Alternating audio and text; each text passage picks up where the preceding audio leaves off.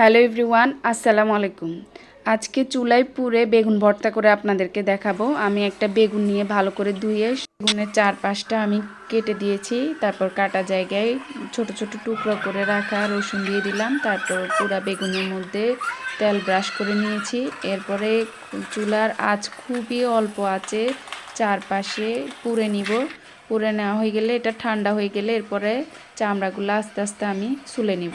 এখন আমি সব কিছু একসাথে মিক্স করে নিব। প্রথমে রসুনের সাথে একটু লবণ দিয়ে এগুলাকে মেখে নিলাম। এরপর কাঁচামরিচ, তারপর এখানে পেঁয়াজ দিয়েছি। পেঁয়াজগুলো একটু ভেজে দিয়েছি। কাঁচা পেঁয়াজটা আমার পছন্দ না, আপনারা চাইলে কাঁচা পেঁয়াজ দিতে পারেন।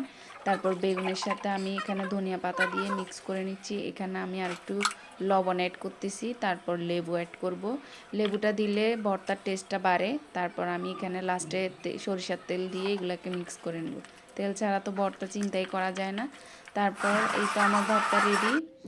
আপনাদের কেমন লেগেছে জানাবেন। আল্লাহ হাফেজ।